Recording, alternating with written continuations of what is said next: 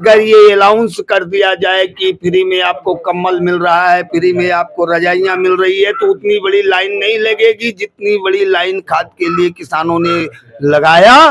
फिर भी उनके हाथ केवल पुलिस की लाठियां आई, जो है स्वामीनाथन आयोग की रिपोर्ट लागू करने।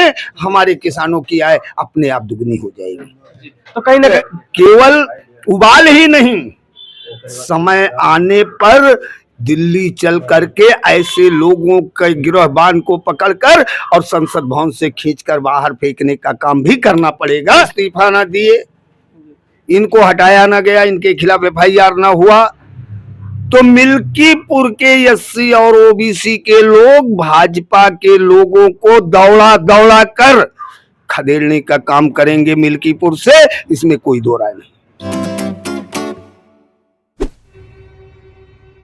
नमस्कार, आप देख रहे हैं लोक बंधु लाइव। इस समय हम उपस्थित हैं अयोध्या की मिल्कीपुर विधानसभा सीट है और हमारे साथ यहाँ पर पूर्व ब्लॉक अध्यक्ष हरनटीनगंज कांग्रेस के नेता हैं फूलचंद यादव जी। इनसे हम चुनाव से संबंधित और मौजूदा राजनीति से संबंधित कुछ चर्चा करने जा रहे हैं और जब बात करते हैं। नमस्कार, क्या हाल है, क्या स्थिति है इस समय, क्या हालचाल चल रहा है? देखिए, स्थिति तो ऐसी है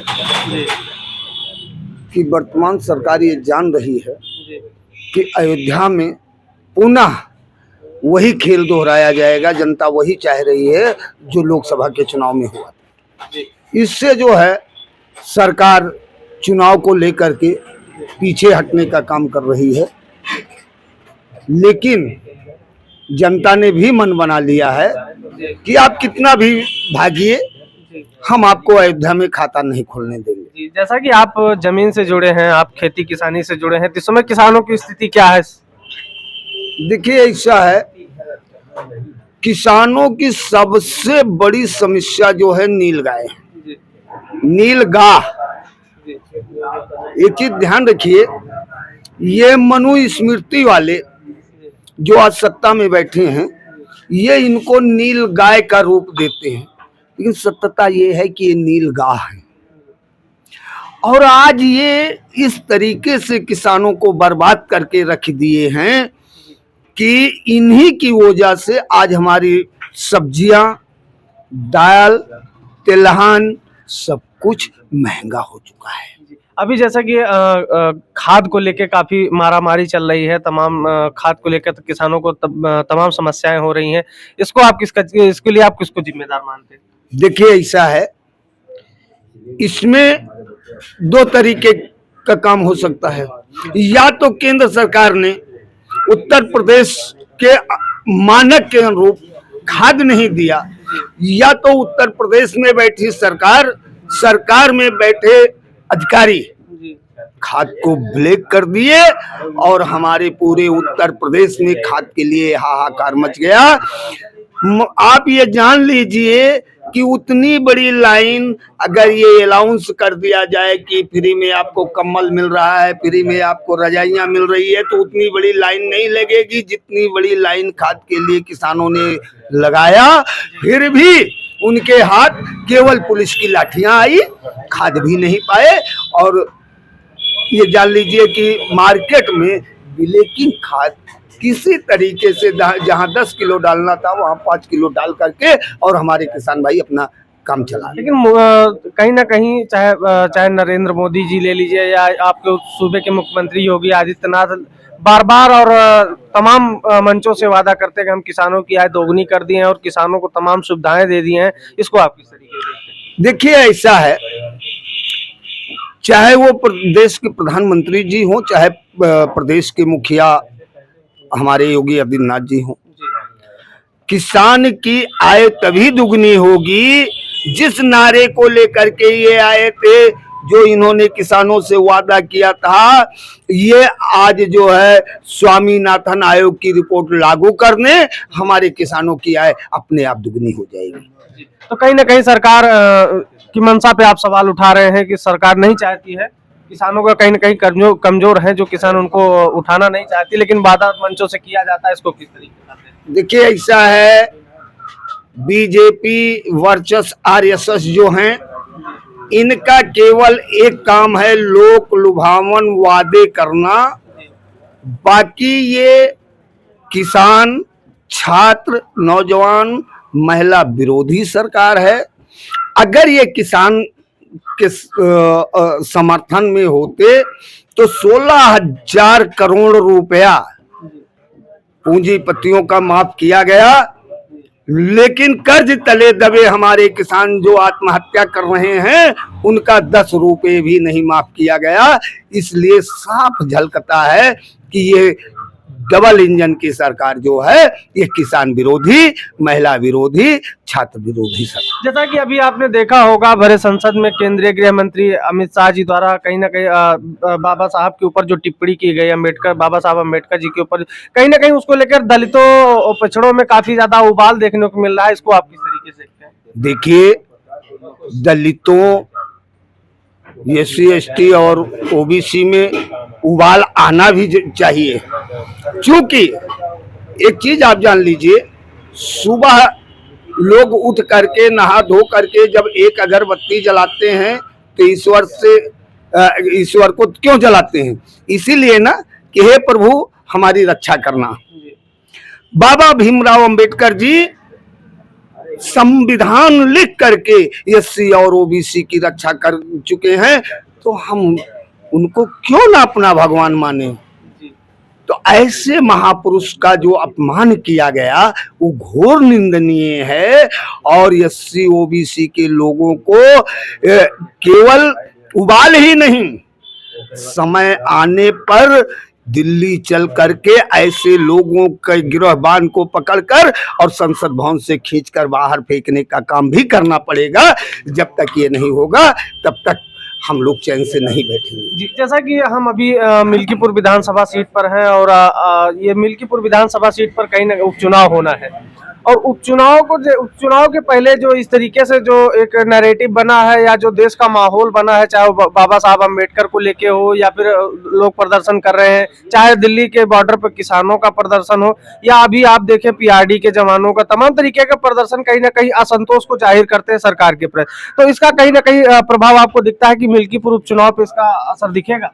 पूरी तरीके से दिखेगा, क्योंकि देखिए हमारे मिल्कीपुर विधानसभा से भी बहुत से PRD के जवान, यानी प्रांतीय रक्षक दल के जवान आज इस ठंड में अपना घर बार छोड़ करके, चाहे वो सड़क सुरक्षा में हो या कि थाने पर हो, ये अपनी सेवाएं दे रही हैं।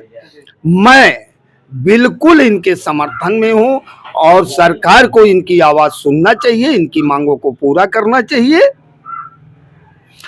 और रहा सवाल आपका कि ये जो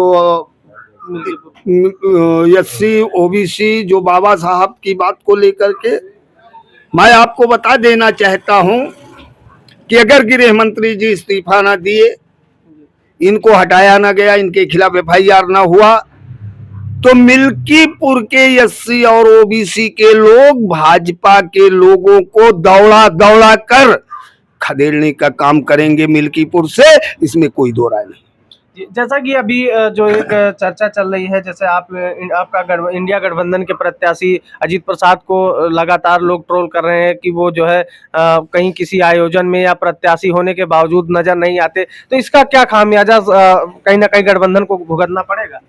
देखिए, ऐसा है, हमारे प्रदेश अध्यक्ष जी ने एक शब्द में कह दिया है कि मैं उपचुनाव नहीं लड़ूंगा। रहा सवाल गठबंधन का, मैं कांग्रेस की हैसियत से आपको ये बता देना चाहता हूं कि सपा जो भी प्रत्याशी देगा, हम लोग तन मन धन से उसके साथ लगेंगे। अब ये सपा का सवाल है कि अजीत प्रसाद कैसा क्या व्यवहार या क्या समाज में कर रहे हैं, वो अजीत प्रसाद को ही उतारेंगे या और किसी को उतारेंगे, ये सपा का सवाल है।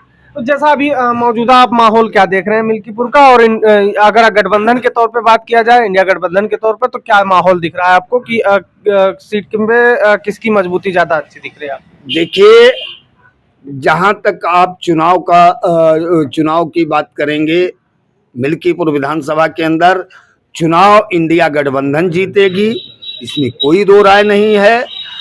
और बीजेपी की जमानत जब्त होगी मिल्कीपुर में, क्योंकि जनता ने ये मन बना लिया है कि अब हम इनको मनुस्मृति वाले लोग को जो है बिल्कुल देश से खदेड़ने का काम करेंगे। जी, जैसा अभी आप देख रहे होंगे, एक कभी कहीं देखा जाए तो पूरे अयोध्या में 5 विधानसभा सीटें हैं। एक समय हुआ करता था कहीं ना कहीं यहाँ पर चाहे वो ओबीसी की राजनीति कहीं ना कहीं प्रबल थी, लेकिन आज की मौजूदा स्थिति में कहीं ना कहीं ओबीसी और एससी एसटी प्रतिनिधित्व जो है वो खोता जा रहा है। इसको आप किस तरीके से देखते हैं? देखिए, उसके लिए जो हमारे बीच में रहनुमाई कर रहे थे वो भी जिम्मेदार हैं और हम लोग भी जिम्मेदार हैं। एक समय हुआ करता था, मैं साथियों से कहा करता था कि भैया नया पेड़ तैयार कर लीजिए, दरख्त कभी भी गिर सकता है।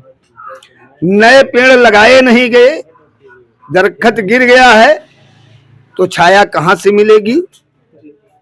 अब इतने में ही आप समझ लीजिए, ज्यादा इसमें विस्तार। तो अभी जो जैसे कि आप भी ओबीसी समाज खासकर यादव समाज से आते हैं, तो मौजूदा स्थिति को आप चाहे प्रदेश की राजनीति की बात करें या आप अपने अयोध्या की बात करें या राष्ट्रीय स्तर की बात करें, तो आप कहीं ना कहीं ओबीसी को कहाँ देखते हैं राजनीतिक तौर पे? देखिए, सत्यता तो ये है कि एससी और ओबीसी के लोग जो भटक गए थे, शायद अब उनको ये समझ में आ रहा है कि उनका भविष्य अगर उज्जवल होगा, सुरक्षित रहेगा तो कांग्रेस के साथ रहेगा। चूंकि ये इतिहास गवाह है, सर्वप्रथम यादव मुख्यमंत्री देने वाली अगर कोई पार्टी है तो वो कांग्रेस है, राम नरेश यादव जी के रूप में। सर्वप्रथम राष्ट्रपति एससी से देने वाला अगर कोई है तो वो कांग्रेस पार्टी है। और आज भी राष्ट्रीय अध्यक्ष अगर दिया है तो एससी से ही दिया गया है। कहने का मतलब कांग्रेस ने मौके मौके पर, चाहे वो एससी के लिए चाहे ओबीसी के लिए, हर मौके पर उसने काम किया है और आने वाले समय में भी काम करेगा। तो जैसा कि आपने देखा, इस समय हम उपस्थित हैं मिल्कीपुर विधानसभा सीट का, ये बल्लीपुर बाजार है और यहाँ पर हमारे साथ कांग्रेस के वरिष्ठ नेता और पूर्व ब्लॉक अध्यक्ष हरनटीनगंज फूलचंद यादव जी थे। इनसे तमाम सवालों पर हमारी चर्चा हुई और मिल्कीपुर का उपचुनाव जो होने वाला है उसके माहौल पर चर्चा हुई। तमाम बातों को उन्होंने बड़ी प्रखरता और प्रमुखता से रखा अपनी बातों को। और आगे ऐसे ही खबरों के लिए, राजनीतिक खबरों के लिए हमारे साथ जुड़े रहिए, देखते रहिए लोक बंधु लाइव। नमस्कार।